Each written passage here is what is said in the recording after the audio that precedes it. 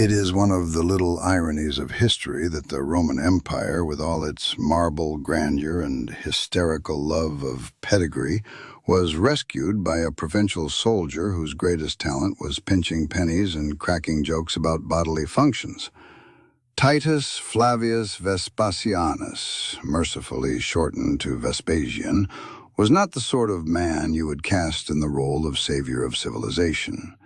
Yet, in 69 AD, amid one of Rome's periodic nervous breakdowns, he was the last man standing. His reign was not glamorous, but it was effective, and if the empire needed anything at that point, it was not glamour, but an accountant with a backbone. Born in the Sabine backwaters in 9 AD, Vespasian was no blue blood. His father was essentially a customs officer. His mother had a whiff of senatorial respectability, but no one expected the family to matter much in history. His older brother, Sabinus, was thought to be the clever one. Vespasian's career, such as it was, got moving only because his mother nagged him into it. When he finally donned the Roman uniform, he proved surprisingly able.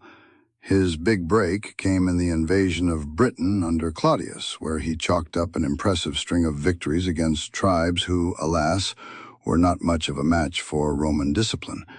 He captured forts, fought 30 battles, and earned the sort of laurels that made emperors take notice.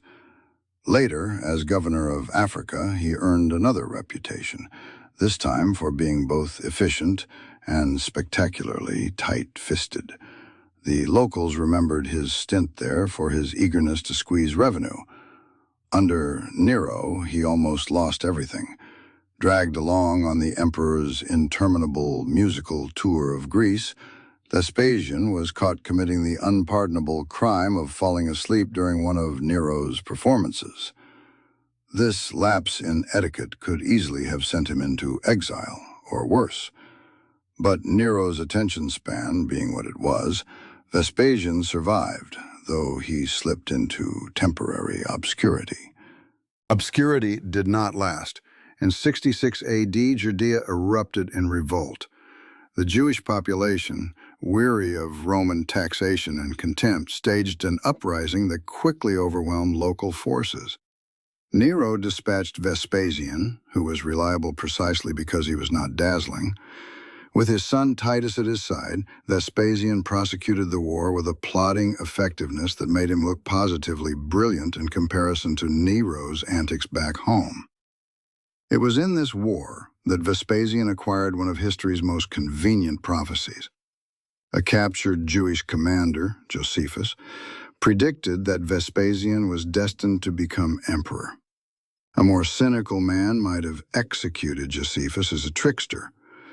Vespasian, with his peasant's sense for useful tools, kept him alive. When events in Rome made the prophecy look uncannily accurate, Josephus was elevated to chronicler of the Flavian cause. When Nero finally managed to kill himself in 68 AD, his greatest favor to Rome, the empire promptly fell apart. Galba seized power, but his austerity measures made him deeply unpopular, and he was hacked to death in the Forum. Otho tried his hand, only to be beaten by Vitellius, a man so devoted to food that he reportedly bankrupted the treasury just feeding his own stomach. In this parade of incompetence, Vespasian began to look like a serious option.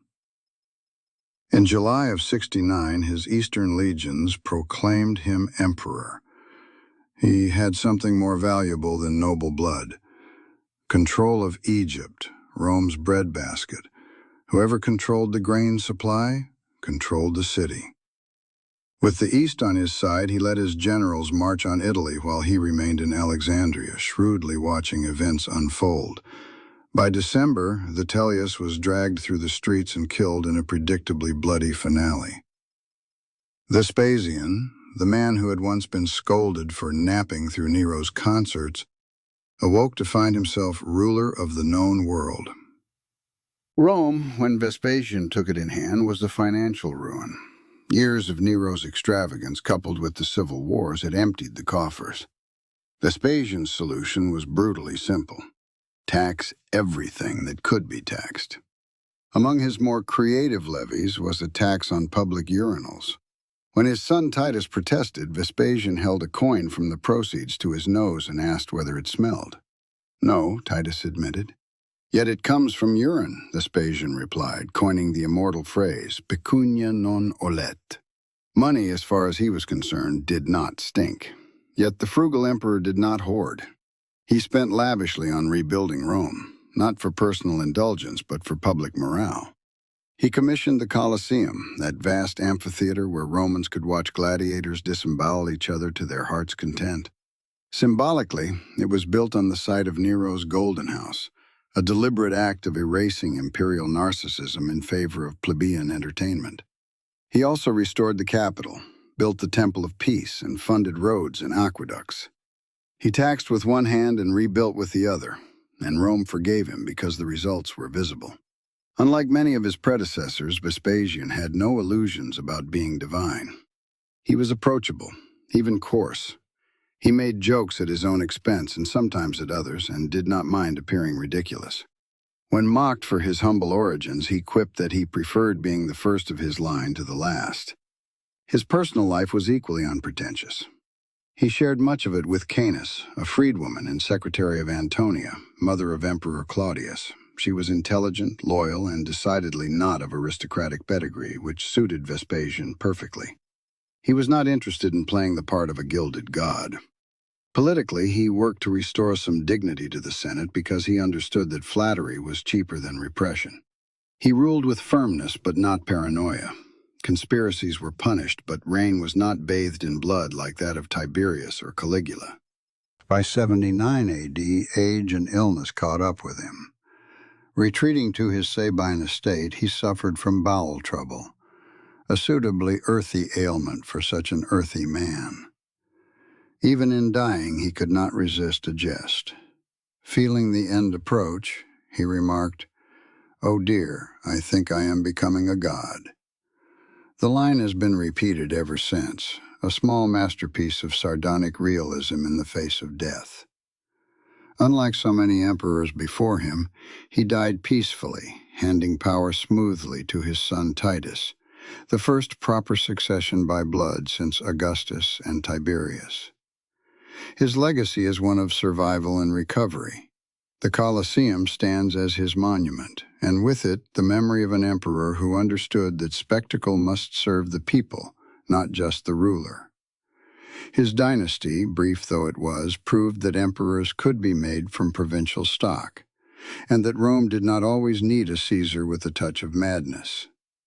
Sometimes it needed a Sabine mule trader with a sense of humor and a head for accounts. History rarely rewards modest men, but Vespasian is an exception.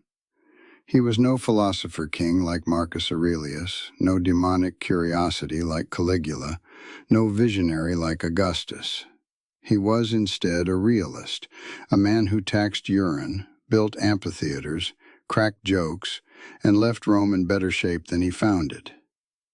One suspects he would be faintly amused, perhaps even embarrassed, to know that he is remembered at all. Yet in his sardonic aside about becoming a god, he secured his place. For once, the empire found salvation in the consolations of common sense.